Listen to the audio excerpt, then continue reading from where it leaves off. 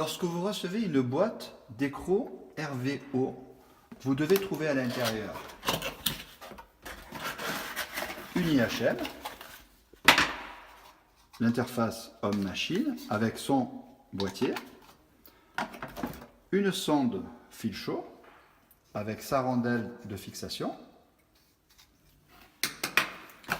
le cordon RJ45 qui permet de relier la carte de visualisation IHM à la carte d'alimentation et un cordon RJ12 d'un côté et DIN de l'autre pour relier la sonde au boîtier d'alimentation.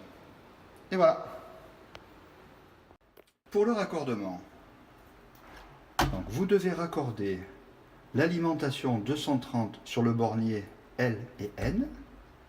Ensuite, si vous raccordez un variateur de fréquence, il faudra raccorder l'ordre de marche MA1 ou MA2, qui sont deux contacts qui sont en parallèle, respectivement sur les broches PLC et REV ou FWD du variateur.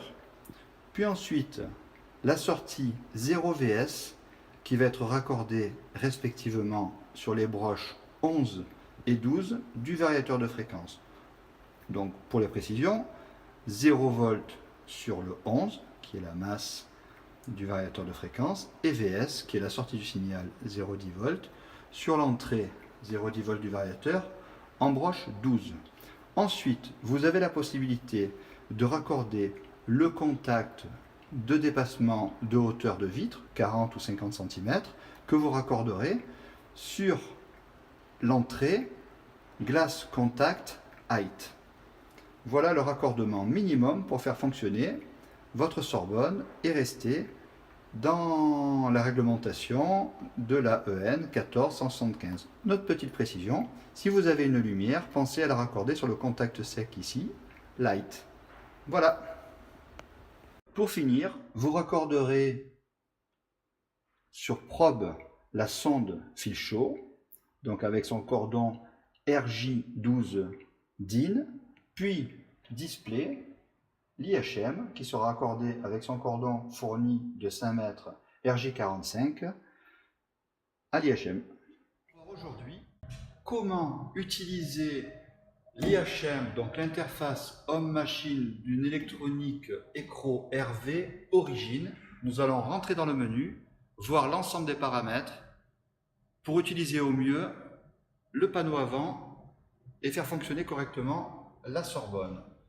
Donc tout d'abord, pour faire une présentation du panneau avant, nous avons donc un bouton Stop Alarme, un bouton marche arrêt, un bouton pour entrer dans le menu qui s'appelle Inter, un bouton plus, un bouton moins, nous verrons plus tard à quoi ils servent, et un bouton de lumière, j'éteins la lumière et je la remets en marche. Pour rentrer dans le menu, il suffit d'appuyer sur Inter. Lorsque vous recevez la première fois votre matériel, le code confidentiel constitué de 4 chiffres et 4 fois 0. Donc il suffit d'appuyer sur Inter pour valider les 4 fois 0. Une fois que vous avez validé ces 4 fois 0, on vous demande si vous voulez ou non changer le code confidentiel. Il sera conseillé de le changer. Pourquoi? Pour éviter que les utilisateurs rentrent dans le menu et dérèglent ce que vous avez réalisé. Donc là, dans notre cas, nous allons mettre non pour rentrer dans le menu. Et dans le menu, en fait, c'est une grosse boucle dans laquelle on circule et on peut voir que l'on peut choisir de modifier la vitesse.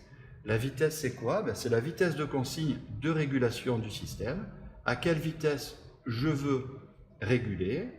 Pour modifier la vitesse, quand vous êtes dans le menu choix vitesse, il suffit d'appuyer sur entrée et on vous dit voilà, plage de réglage, vitesse. De base, quand vous la recevez, elle est sur 0,5 mètres par seconde. Si vous voulez la modifier, il suffit sur les touches plus ou sur les touches moins de modifier pour choisir à quelle vitesse vous voulez réguler. Là, par exemple, j'ai choisi d'avoir une vitesse de régulation de 0,48 mètres par seconde. Pour valider, j'appuie sur Entrée, Enter, voilà, mémoriser. Maintenant, je vais au menu suivant. Le menu suivant, c'est quoi? C'est le menu Choix alarme. Alors, Choix alarme, c'est quoi? Eh bien, en fait, c'est le temps que je vais accepter de rester en défaut. Donc, en dessous, là, dans mon cas, de 0,48 mètres par seconde, avant de sonner. C'est-à-dire que si je suis à 0,45 pendant plus de 30 secondes, dans ce cas-là, je vais sonner. Si je veux modifier ce temps, bien là, encore une fois, quand je suis dessus, avec les touches plus et avec les touches moins, je modifie ce temps. Donc ça, c'était le temps d'alarme. Ensuite, après le temps d'alarme, vous avez le menu choix réaction. Eh bien, le temps de réaction, c'est quoi? C'est le temps d'asservissement. À quelle vitesse je vais accélérer ou ralentir mon système. Si je choisis un temps trop rapide, je vais me retrouver avec un système qui risque d'osciller. Si je choisis un temps trop lent, quand je vais monter ma vitre, je risque de mettre beaucoup trop de temps pour atteindre la consigne. De base, on est sur 50 millisecondes et c'est un temps qui convient généralement à 90%, dans 90% des cas. Donc je vais rester sur ce temps-là. Ensuite, j'ai le choix du menu étalonnage sonde. Je ne vais pas rentrer dedans parce que c'est un menu qui sert, on va dire, tous les ans ou tous les 2 ans à contrôler l'exactitude de la mesure réalisée par la sonde de vitesse, qui est un fil chaud dans notre cas. Donc il n'y a pas de rien à dire particulier. Éventuellement, ça fera l'objet d'un autre tuto parce que c'est particulier. Menu buzzer. C'est quoi le menu buzzer? C'est la possibilité de désactiver la sonnerie d'alarme du système. Sachez que la réglementation oblige le système à sonner, donc il ne faut jamais le désactiver. Mais quand on fait beaucoup de Sorbonne et quand on met au point, on est bien content que ça ne sonne pas, pour que ce ne soit pas désagréable. Donc cette activation ou désactivation du mode buzzer, en fait, quand j'appuie sur plus, je suis actif, sur moins, je suis inactif, sert uniquement dans le cas de la mise en service, mais non pas en utilisation normale. Donc je ressors de ce menu, je laisse actif, donc toujours pareil, je circule dans le menu en appuyant sur plus, je reviens en arrière en appuyant sur moins, ça vous l'avez compris. Donc j'ai le menu marche arrêt. Le menu marche arrêt, en fait, c'est la gestion de la touche marche arrêt du système. Ça, elle peut être activée ou désactivée. C'est très intéressant dans le cas où on souhaite avoir une Sorbonne qui ne s'éteigne jamais. Donc il suffit de désactiver ce bouton marche arrêt pour qu'en fait l'opérateur ne puisse plus éteindre le panneau de contrôle du système. Et donc ça peut être pratique dans certains cas où on a envie de faire un taux de brassage minimum dans la pièce. À ce moment-là, il y a une Sorbonne qui restera toujours en marche et on est bien content de ne pas avoir accès à ce bouton. Donc c'est un petit plus très intéressant. Donc dans notre cas, ah non, là je l'ai désactivé, donc je vais le réactiver. Voilà, bouton marche arrière, on va laisser actif. Ensuite, nous avons dans le menu la tension minimale. Tension minimale, donc on est en millivolts. Cette tension minimale, c'est le signal 0,10 volts minimum qu'on va pouvoir envoyer au variateur de fréquence ou au registre motorisé pour piloter donc ces deux organes. Ça peut être, ça sert indirectement finalement à faire un débit min sur la Sorbonne, un débit minimum, parce que si j'impose par exemple 2 volts, eh bien au minimum j'enverrai 2 volts au variateur ou 2 volts sur le moteur du volet motorisé et je garde un angle d'ouverture permanent minimum sur le système. Voilà, je le laisse sur 2 volts. Tension max, eh bien c'est pareil, mais sur le haut, c'est-à-dire que je peux limiter la tension à un maximum. Plutôt que d'aller jusqu'à 10 volts, je pourrais très bien la limiter en dessous. Dans le cas où, par exemple, on se rend compte que à 40 cm ou à 50 cm, là où on a envie d'avoir la vitesse de sécurité, donc 0,48 dans notre cas, je me rends compte que en fait la tension pour avoir 0,48 c'est 5 volts. Je pourrais très bien dire au système, je ne veux pas dépasser les 6 volts, de manière à ce que, même si on ouvre la vitre au-delà des 400, je ne consomme pas plus que le débit max que je me suis fixé. En fait, la tension maximale permet d'obtenir un débit maximum de la Sorbonne, d'extraction d'air de la Sorbonne. Donc là, je reste comme ça. OK. Oh, pardon. Voilà. Je continue sur le menu mode sécurité. Alors, menu mode sécurité, c'est un menu qui va rendre actifs les touches plus et moins, qui servent à quoi? Qui servent à faire en fait un bouton d'urgence. Nous allons l'activer. Hop, nous allons activer ce bouton et nous verrons plus tard dans les tests que nous allons faire après ce menu, donc quand nous serons en mode normal, en mode d'utilisation, à quoi servent ces touches plus ou moins. Alors je répète, quand j'active ce mode sécurité, j'active en fait les touches plus ou moins. Voilà, nous les avons activées. Maintenant, nous allons, ben voilà, c'est fini en fait, menu sortie, et nous allons voir maintenant ce que nous avons réalisé comme modification. Je vais dans le menu sortie, voilà. Donc là, le système bien redonne tous ses paramètres, temps d'alarme que nous avons réglé, la vitesse, le temps de réaction. Voilà, nous avions demandé donc en vitesse de consigne VC, c'est vitesse de consigne 0,48 mètres par seconde.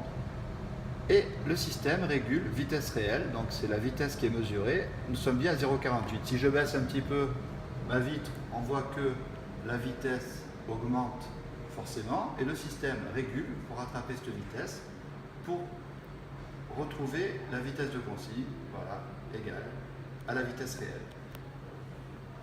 Donc, la lumière, évidemment, et les deux fameuses touches que nous avons réglées tout à l'heure, qui permettent de réaliser donc un bouton d'urgence, qu'on a rendu actif, permettent quoi? Eh bien tout simplement maintenant, si j'appuie sur le bouton plus, je vais passer en grande vitesse immédiatement.